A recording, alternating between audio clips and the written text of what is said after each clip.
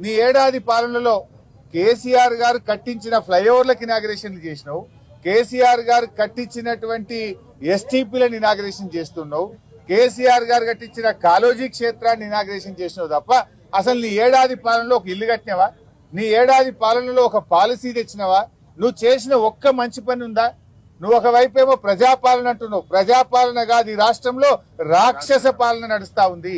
ఎక్కడ ప్రజాపాలన ఉంది? ప్రజాస్వామ్యము, ప్రశ్నించే హక్కు ఇస్తాం, 7వ గ్యారంటీగా ఇస్తున్నా అన్నావు.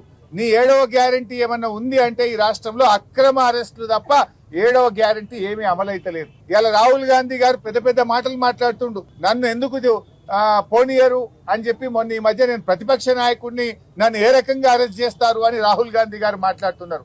నేను అడుగుతున్న రాహుల్ గాంధీ గారు, ముందు నీ ముఖ్యమంత్రిని అడుగు. ఈ రాష్ట్రంలో ప్రతిపక్ష నాయకుడిగా ఉన్న మధుసూదనాచారి గారు లగచెర్లకు వెళ్లారు. ఆయన ఎందుకు అరెస్ట్ చేశారు?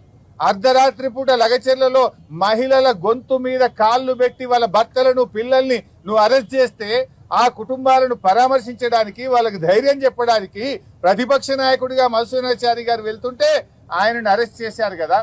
ప్రజా సంఘాలు POW సంధ్య గారు వారి సభ్యులందరినీ కూడా నడి రోడ్డు మీద బట్టలు చింపి వాళ్ళని అరెస్ట్ చేశారు కదా. అసలు ప్రజాస్వామ్యం ఎక్కడుంది? ఇలా అర్థమవుతుంది. రేవంత్ రెడ్డి ఫ్రస్ట్రేషన్ కూడా అర్థమవుతుంది. ఢిల్లీకి పోతే రాహుల్ గాంధీ అపాయింట్మెంట్ దొరకలేదు. ఈ మధ్య 5 ట్రిప్పులు 6 ట్రిప్పులు కొట్టినా ఢిల్లీలో రాహుల్ గాంధీ అపాయింట్మెంట్ దొరకలేదు.